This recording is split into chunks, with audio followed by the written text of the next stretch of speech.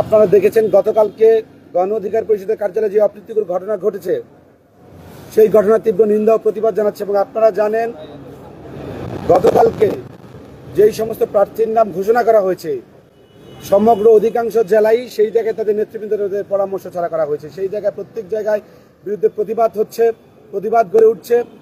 তো আমরা গণ অধিকার পরিষদকে ভালোবাসি। এরপর যে আমাদের মধ্যে কথা বলবেন, আমরা যেহেতু আমার সংসদীয় আসন গাজীপুর 2, সেই জায়গায় গতকালকেও বিক্ষোভ মিছিল হয়েছে। এখন আপনাদের মাঝে বক্তব্য রাখবেন ছাত্র অধিকার পরিষদের সংগ্রামী সভাপতি সাইদুল ইসলাম। বিসমিল্লাহির রহমানির রহিম। উপস্থিত সাংবাদিক নেতৃবৃন্দ, আসসালামু আলাইকুম। আমাদের গতকালকে যে ঘটনা হয়েছে গাজীপুর 2 আসন নিয়ে, গাজীপুর 2 আসনটি মূলত গাজীপুর মহানগরীর একটি অংশ। যে আসনটি সম্পূর্ণ আসনটা গাজীপুর মহানগরের অংশ। তাই আমি গাজীপুর মহানগর ছাত্র অধিকার পরিষদের সভাপতি হিসাবে 2018 সালে কোটা সংস্কার আন্দোলনের মধ্য দিয়ে গড়ে ওঠা আজকের এই ছাত্র সংগঠনের মাধ্যমে গড়ে ওঠা গণ অধিকার পরিষদ, যে গণ অধিকার পরিষদ আগামীর নির্বাচন কেন্দ্রিক দল, যে নেতৃত্বের মাধ্যমে আমরা এগিয়ে যাব, তার এই ধারাবাহিকতায় গতকালকে 36টি আসনের আমাদের যে সংসদ প্রার্থী ঘোষণা। এর মধ্যে আমি মূলত গাজীপুর 2 আসনে আমাদের ছাত্র বান্ধব নেতা মাহফুজুর রহমান খান, এবং যার হাত ধরে রাজনীতিতে আমি আসছি এবং গাজীপুর মহানগর ছাত্র অধিকার পরিষদের সাধারণ সম্পাদক থেকে সভাপতি হয়েছি, বর্তমানে দায়িত্ব পালন করতেছি।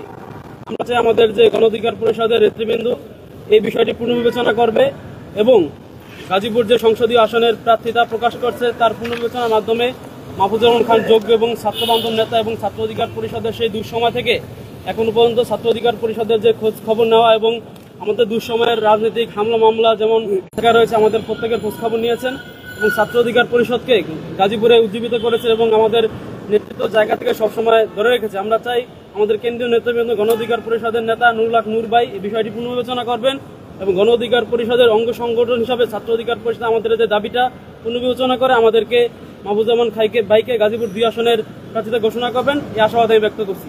গণ অধিকার পরিষদের কার্যালয়ের ভিতরে যে অপ্রীতিকর ঘটনা ঘটেছে, এর বিপক্ষে আমরা গতকালকে একটি বিক্ষোভ সমাবেশ করছি।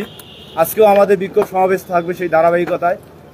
আমাদের গাজীপুর মহানগর যুব অধিকার পরিষদের একটাই লক্ষ্য উদ্দেশ্য, আমরা দীর্ঘ 2019 সাল থেকে এই সংগঠনে আছি এবং এই সংগঠনের জন্য ট্যাক্স, শ্রম, অর্থ এবং বিভিন্ন জায়গায় হামলার শিকার হয়েছি।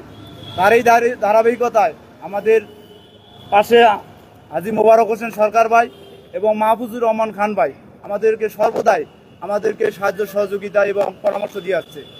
গাজীপুর মহানগর যুব অধিকার পরিষদ আগেও শক্তিশালী ছিল, এখনও শক্তিশালী আছে এবং অদূর ভবিষ্যতে থাকবে।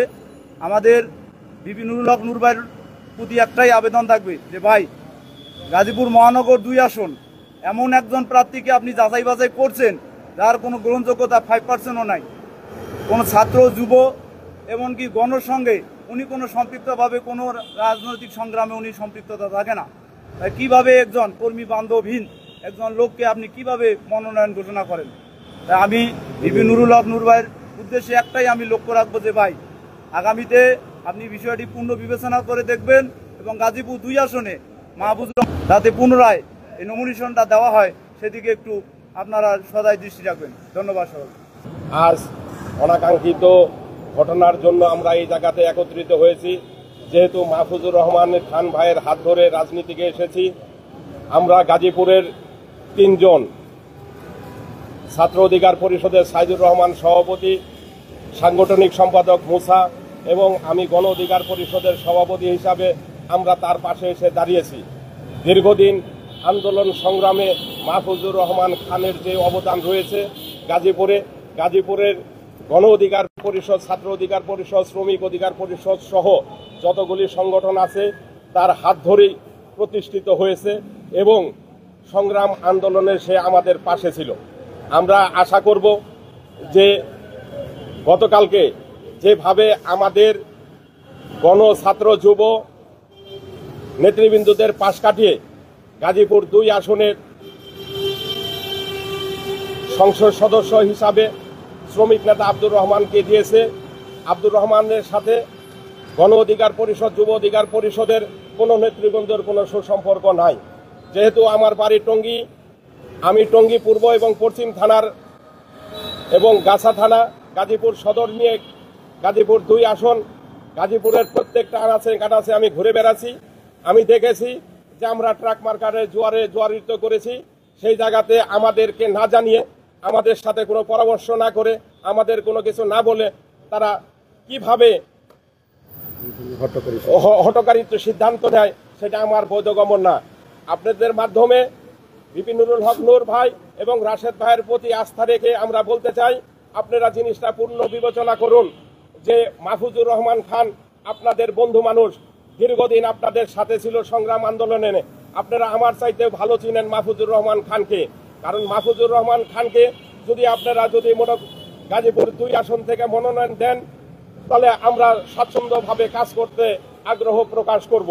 যদিও আমি গণ অধিকার পরিষদের পক্ষ থেকে প্রার্থী হয়েছিলাম, আমি আমার এই প্রার্থিতা যদি মাহফুজুর রহমান খানকে যদি দেওয়া হয়, আমি আমার প্রার্থিতা প্রত্যাহার করে নিব এবং আমি তার পক্ষে জোরালোভাবে ভূমিকা রাখবো। রাজপথে আগেও ছিলাম, এখনো মেহনতি মানুষের কাছে আমরা তার জন্য ভোট চাবো।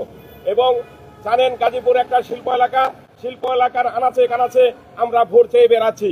আর যে প্রার্থীকে দেওয়া হয়েছে সে প্রার্থী বহিরাগত, তার বাড়ি গাজীপুর নয়। আমরা গাজীপুরের সন্তান, আমাদের খোঁজ খবর নিয়ে দেখেন যে আমাদের লোকজন কত আর যাকে দেওয়া হয়েছে তার লোকজন কত। তিনি একটা ব্যবসা করেন না, তিনি একটা চাকরি করেন না, তিনি এই রাজনীতিকের উপরে নিয়েই মনে করেন যে তিনি চলাফেরা করে। আমাদের মতন কোন রকম তার সাথে কোনো যোগাযোগ নেই। আপনাদের মাধ্যমে কেন্দ্রীয় নেতৃবৃন্দ, উচ্চতর পরিষদের প্রত্যেকটা নেতৃবৃন্দর কাছে অনুরোধ রাখি যে ভাই, আপনাদের সাথে আমরা ছিলাম, আপনারা এই জিনিসটা পূর্ণ বিবেচনা করুন। যদি না করেন তাহলে তার পরিণাম কি হবে সেটা আপনারাই ভালো জানেন। আমরা গাজীপুরে গতকালকে বিক্ষোভ মিছিল করেছি, এর ধারাবাহিকতায় আমরা প্রতিটা দিন আমরা এই সংগ্রাম আন্দোলন এবং তার সংসদ সদস্য পদ যাতে পূর্ণবহাল হয় সেজন্য আমরা রাজপথে থাকব।